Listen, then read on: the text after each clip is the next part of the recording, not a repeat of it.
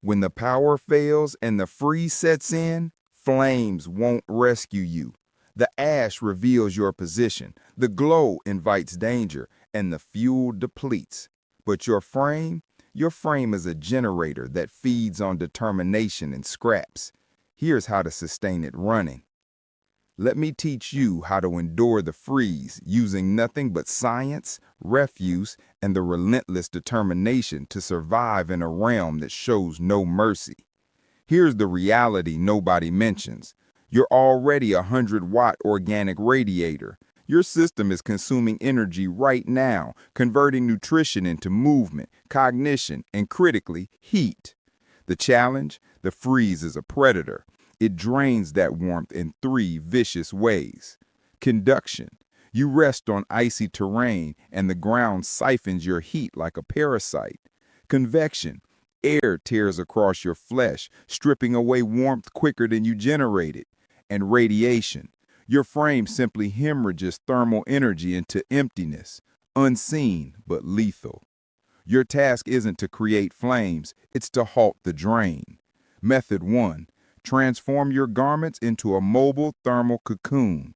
Layering isn't just survival wisdom from a deceased wanderer's notes, it's science. Begin with the foundation layer that moves dampness. Moist flesh is a terminal condition. Moisture transfers heat 25 times quicker than atmosphere. Wool or artificial fibers. Cotton murders. Next, the padding layer. Synthetic fill, down, watered up newsprint, withered foliage, genuine refuse, anything that captures static atmosphere. Atmosphere is one of the finest insulators available, but solely if it's motionless. Circulating atmosphere is convection. Convection is your adversary. Cap it with a wind-blocking exterior. Plastic sacks function, sheets function. That ancient rain cover you discovered in a convenience store waste bin? Congratulations, you're now weather resistant. But here's the method nobody attempts. Pack your coat with padding. Crush up parts vegetation, torn paper, or cushioning from a ripped-up chair pad and squeeze it between your layers. You're not attempting to appear presentable. You're attempting to avoid perishing, looking ridiculous. And for everything sacred and warm, shield your skull. You don't shed 90% of your warmth through your skull. That's fiction. But your skull is densely supplied with vessels. Shed warmth there, and your mind begins making poor decisions, like removing your coat because you sense overheated. That's exposure speaking. Ignore it. Method 2, the natural shelter. Wilderness is thermal wrap constructed of refuse. No canvas, no thermal sack, no issue. Locate a lengthy limb, your central beam. Support one end on a trunk or a stone about hip high. Now stack thinner limbs along both flanks like bones on a backbone. You're constructing a framework. Now arrives the sorcery, entombment, foliage, conifer needles, vegetation, lichen, anything natural and parched. Stack it on dense, at least 2 feet thick. This isn't a covering, it's padding. The greater, the superior. You desire it so dense you can scarcely perceive the structure. Squeeze inside. It's confined. It's suffocating. It reeks like rotting woodland ground. Excellent. That indicates it's compact enough that your thermal output will genuinely heat the interior. A natural shelter executed correctly can maintain you breathing in below freezing conditions. No flames required. Expert advice? Cover the interior base with additional refuse. Don't position directly on the earth unless you desire conduction to extract the existence out of you like a frozen parasite. Method 3, the reflective wrap. Bounce your warmth back like a miserable crinkly surface. You know those metallic emergency covers that arrive in every inexpensive survival collection? The ones that resemble oversized confection packaging. Those aren't tricks. They're thermal energy reflectors, and they function. Your frame radiates thermal energy constantly. Typically, that warmth simply disappears. But encase yourself in reflective material, and abruptly, that warmth rebounds at you. It's like existing inside a vacuum flask. But here's how you employ it correct. Don't simply drape it over yourself like a cloak. The breeze will destroy it. Instead, Position it between covers or inside your coat. Employ it as an earth barrier to obstruct conduction. Secure it to the barriers of your refuge to transform the entire space into a budget thermal room. If you lack reflective material, metal foil functions. So does reflective cushion packaging from a construction store. Hell, even a vehicle's sun barrier flipped metallic surface inward will accomplish the task. Science is simply costly refuse that functions. Remember, the freeze is a predator, but you possess the generator. Don't simply endure, outlive it, sustain it running. All right, let's continue this forward. You're frozen. You're without alternatives. So pay attention. Method 4, the container heater. This is improvised thermal distribution at its peak. No warmer? You're going to construct one. If you possess access to any thermal source whatsoever, a burner, solar radiation, even a vehicle that was operating an hour prior, you can execute this.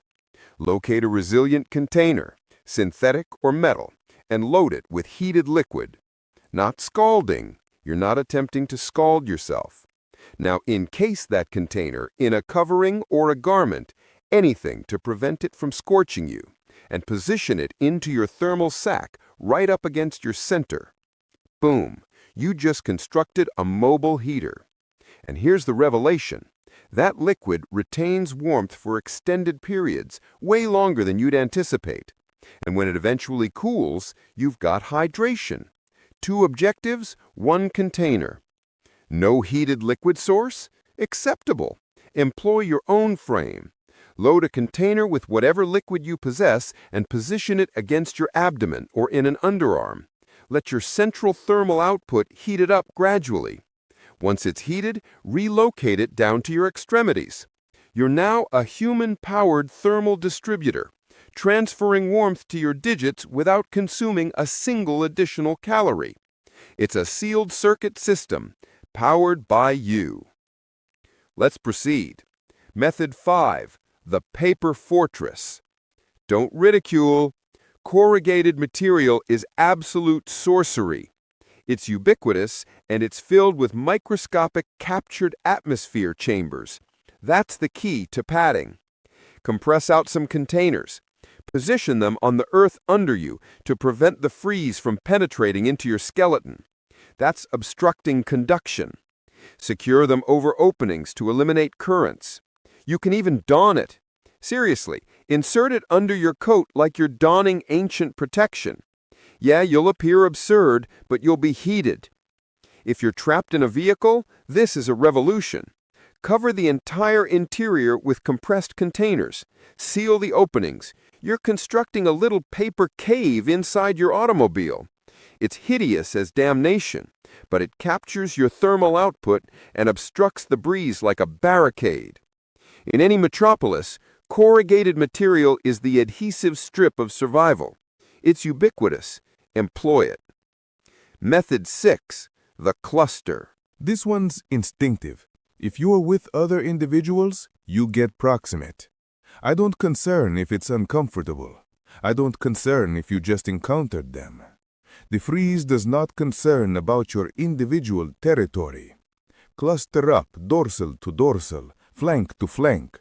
Distribute covers, distribute thermal sacs. It's not simply a pleasant concept, it's physiology. 2 individuals in one thermal sac will remain warmer than 2 individuals in separate sacs. Creatures recognize this. Antarctic birds do it. Canines do it. You are not superior to it. And if you are solitary, embryonic configuration. Knees to your torso, limbs wrapped around them. You're reducing your external area. Less external area indicates less warmth vanishing into the emptiness. And if you possess a canine, congratulations, you're resting with a 101-degree generator that has its own pelt covering. Employ it. Now, you might be questioning why any of this functions superior than simply creating a flame. Flame is excellent, but flame is delicate. It requires combustible. It requires gas. It requires to be parched. In a tempest, in the moisture, Flame is a privilege. Your frame, on the other hand, your frame is a chemical generator that feeds on lipids, carbohydrates, and pure determination. You simply have to nourish it, hydrate it, and critically, pad it. The key to survival isn't about generating more warmth. You're already a warmth production facility. The key is preventing that warmth from vanishing. You're sealing the breaches. So the darkness extends on. The freeze compresses in. But you're not simply trembling and wishing. You're a layered, you're a padded, you're a clustered.